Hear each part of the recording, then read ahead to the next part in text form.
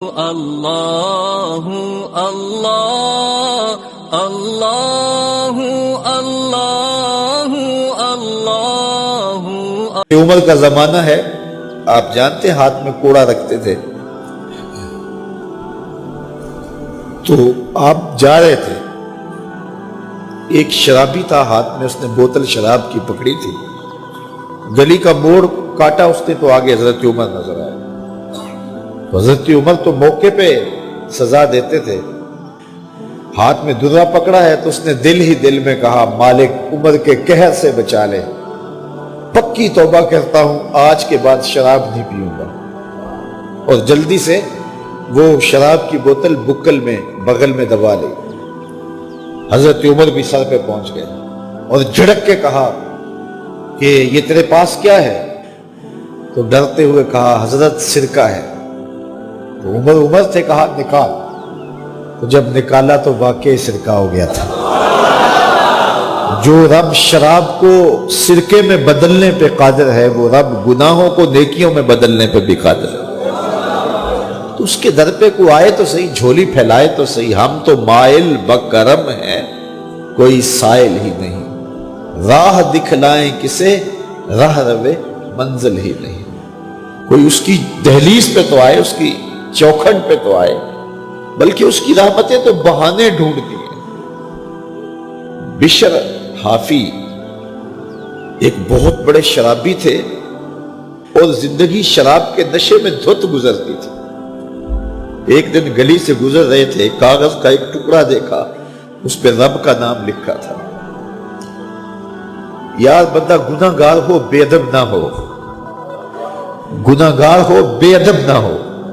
تو کاغذ کے ٹکڑے پہ رب کا نام لکھا تھا، اس کو اٹھایا، چوما، صاف کیا، خوشبو لگائی اور اونچی جگہ پہ رکھ دیا کہ یہ میرے رب کا نام ہے، اور شراب پینے پھر میخانے میں چلے گئے۔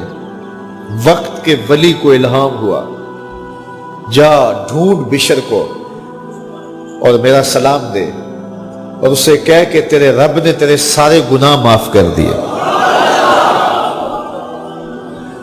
نکلا، پوچھا بشر کون ہے؟ لوگوں نے کہا وہ تو بہت بڑا شرابی ہے۔ اللہ اکبر۔ گھر پوچھا، کہا وہ شراب خانے میں۔ شراب خانے میں پیچھے چلے گئے۔ وقت کا ولی اللہ شراب خانے کے دروازے پہ دستک دے رہا ہے۔ اندر سے آواز آئی، کون؟ نام بتایا، کہا میں بشر کو ملنا چاہتا ہوں۔ کہا وہ تو نشے میں دھت پڑا ہے۔ ساقی میخانہ نے کہا کہ وہ تو نشے میں دھت پڑا ہے، کہا اسے ملنے آیا ہوں۔ تو اس نے جا کے کہا کہ باہر تیرا کوئی مہمان ہے۔ تو بشر نشے میں ہی ڈولتا ہوا ننگے پاؤں دروازے پہ آیا۔ اللہ کا ولی کھڑا تھا، کہا کہ تیرے رب نے تجھے سلام بھیجا ہے، تو نے اس کے نام کی قدر کی تھی اور اس نے تیرے سارے گناہ معاف کر دیے۔ بشر حافی ننگے پاؤں تھے، اس وقت نشے میں تھے۔ نشہ شراب کا تھا، لیکن رب کا سلام آیا تو یہ نشہ اس سے بھی اوپر تھا۔ جھوم اٹھے اور کہا کہ میں اب رب کا سلام آیا ہے تو اب میں ننگے پاؤں تھا، اب ساری زندگی میں جوتا نہیں پہنوں گا۔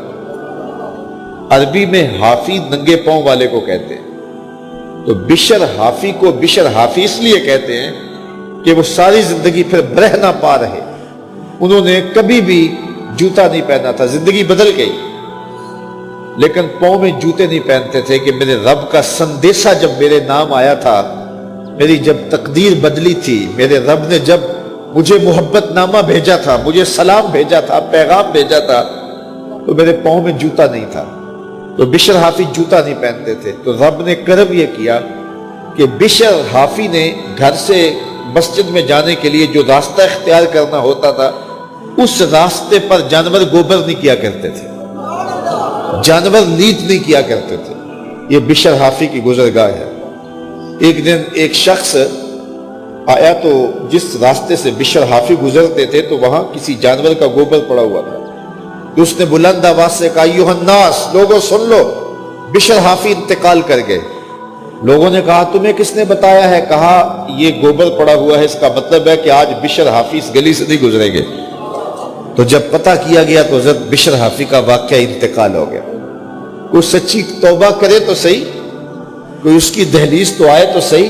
ہم تو مائل بکرم ہیں، کوئی سائل ہی نہیں، راہ دکھلائیں کسے رہ روے منزل ہی نہیں۔